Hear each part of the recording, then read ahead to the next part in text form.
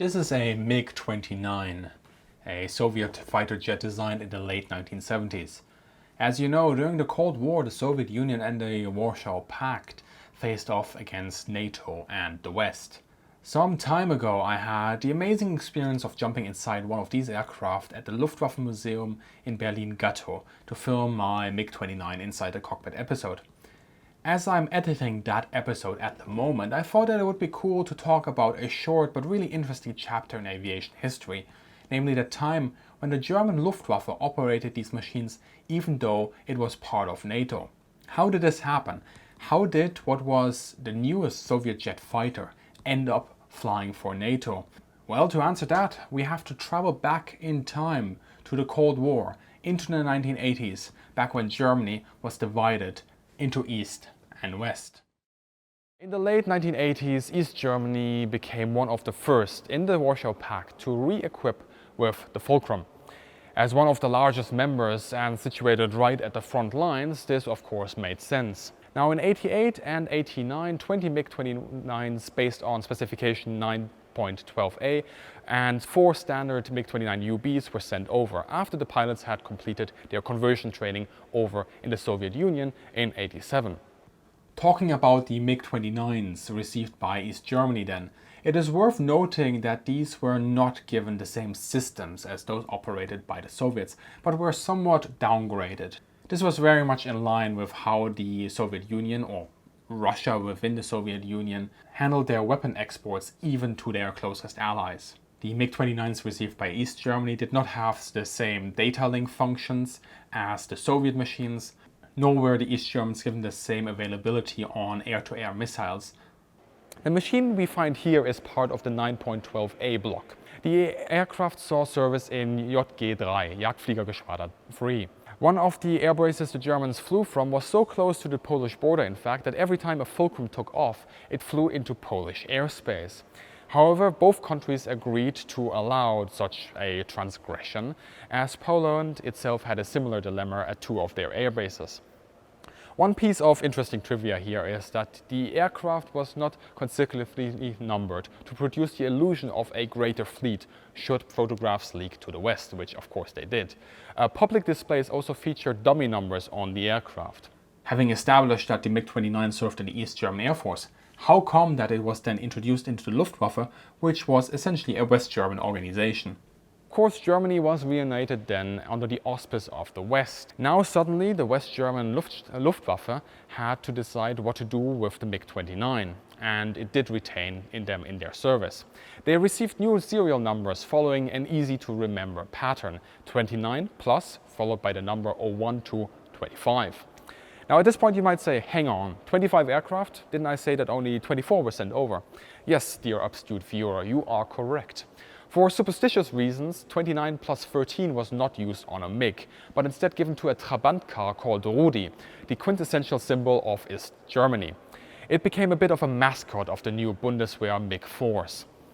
A little note on its nomenclature also is that while the German MiG is known as the MiG-29 G in some circles, this is in fact not an official designation. The Bundeswehr-operated MiG-29s also gave NATO a chance to perform mock combat against this machine that had already impressed them. Operated by actually very well-trained ex-German, East German pilots, the MiG-29 gave the American F-15 and the F-16 actually quite a run for their money. The agility in weapon systems proved to be very competitive. The HMS, the helmet-mounted weapon sight system, was a very potent asset in the MiG, allowing the pilot to achieve a missile lock even at very awkward angles. On this aspect, one German MiG pilot commented, "With a 28 degree per second instantaneous turn rate, we can outturn them. Our stable, manually controlled airplane can outturn their fly-by-wire aircraft.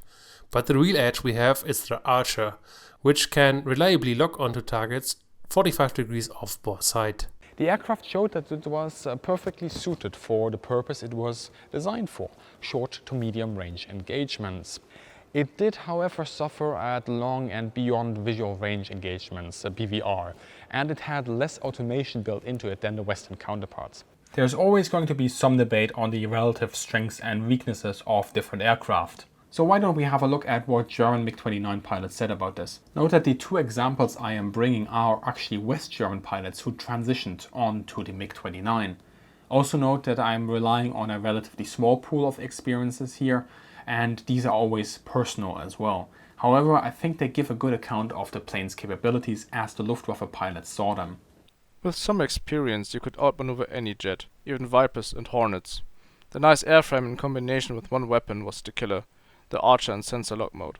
The Fulcrum's ability to lock a missile even though its nose was pointed far away from its target watered many eyes.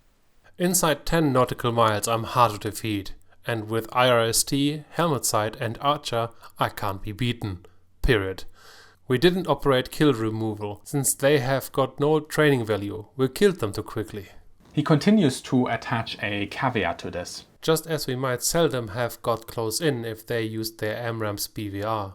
We're going to talk about this specific aspect again later on. What is interesting is that based on the reports from the ex-East German pilots through these mock combat trials, just like the West was surprised by the capabilities of the Fulcrum, so too did the MiG pilots not anticipate the full capabilities of their aircraft until this point. Nevertheless, once the NATO pilots of course got used to the Fulcrum, tactics were adapted and a switch was made to counter the MiG by BVR. NATO aircraft were effectively able to counter the German MiG-29s when they started to engage at longer ranges. While it is important to remember that the German MiGs weren't equipped with the most up-to-date systems, some of its systems were also seen as inferior to Western counterparts. Our navigation system is unreliable without TACAN updates and is not very accurate. It relies on triangulation from 3 TACAN stations, and if you lose one, you effectively lose the system. We only can enter 3 fixed waypoints, which is inadequate. The radar is at least a generation behind the AN/APG-65. The radar has a poor display, giving poor situation awareness, and this is compounded by the cockpit ergonomics. The radar has reliability problems and look-down, shoot-down problems. Would I want to go to war with it? No. Except for the AA-11 Archer system, the cockpit was terribly labor-intensive. There was even some surprising cooperation between Germany and the Soviet government before the total collapse of the Soviet Union. Germany asked whether Mikoyan could actually assist him to update the now Luftwaffe MiGs to NATO standards in terms of IFF, communications and navigation, as well as a non-Russian version of the cockpit system. While East German pilots spoke fluent Russian, that really wasn't sustainable in the long term. You didn't want to put a rookie pilot from the Old West in there only to have the machine scream at him in Cyrillic. The Soviets and Mikoyan actually agreed, so spasiba, tavarishi, and changes were made. So this might come as somewhat of a surprise to many of you, and it was also to me when I first read it, because this sort of close cooperation between two countries that were, or rather two systems even, that were very much at odds with each other for a long time, working this closely together is somewhat rare. Now there might be various reasons why this happened, or why this was allowed to go ahead, but in any case, a German-Russian joint venture was created, and this had the responsibility of upgrading all the MiG-29s in the German infantry to ICAO standards. And this also included, for example, the integration of a new IFF transponder, the replacement of the original UHF radio that operated on a fixed frequency with a new VHF-UHF radio where you could manually select your frequencies, the addition of the XT2000 emergency radio, the installation of TACAN navigational equipment, the addition of a MAC mode indicator, the installation also of anti-collision lights, which weren't installed before, and the adoption of Western standard cockpit instrumentation. This upgrade process took about 3 years, from 1992 to early 1995, and it was called the ICAO-1, the first upgrade program. What is important to remember is that the radar system was not upgraded because this was deemed too costly by Germany. They were still using their old fire control equipment and radar. The navigational system was also not fully changed from the initial Soviet system. This was only changed with ICAO-2. This upgrade package was carried out on 6 MiG-29s and included some changes to the fuel system, the refitting of 2 underwing pylons for fuel tanks, and connecting the aircraft's INS to a GPS. The aircraft was slotted to be used until at least 2002. The Luftwaffe, as one of the only air forces to operate both Soviet and Western equipment, knew it had to use them to their strengths. While it had to let go of a lot of equipment and manpower coming over from the East German army, the MiG-29 was different. This was an asset that could not just be thrown out. But instead of trying to press it into a role it wasn't designed for with a long and arduous upgrade program, it was decided to employ the Fulcrum as a point defense aircraft, a ready alert to quick reaction force, and as an aggressor in NATO exercises, for example mirroring the F-5 Tiger. There was even talk to buy more of these. When the costs for the Eurofighter program began to balloon, Russia made a tempting offer of the MiG-29, 20 million Deutschmarks each. Really tempting, considering that 4 Fulcrums could be bought for 1 Eurofighter at that price. So the Luftwaffe seriously considered it, but in the end it decided not to fully endorse such a proposal, as it was concerned about the low engine and airframe life of the MiG, set at a maximum of around 600 hours.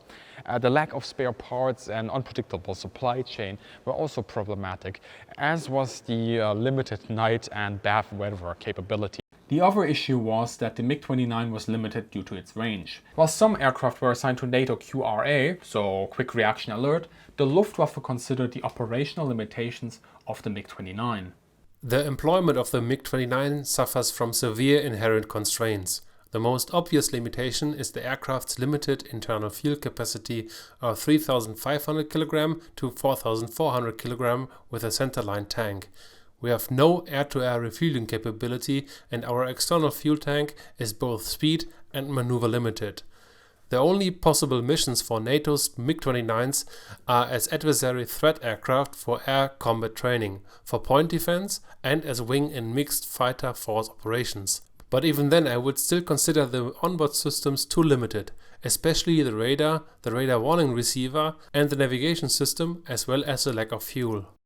And lastly, of course, the government was also very hesitant to make a deal with Russia around this time. This political dynamic probably overshadowed the very real practical opposition of the Luftwaffe in the end, and the ER-2000 project, the Eurofighter, was pushed forward instead. It serves to remember that the MiG-29, even though it had certain deficiencies, was nonetheless one of the most modern jet fighters out there at the time, and even the ones sent to East Germany, those with downgraded specs, were still very competitive.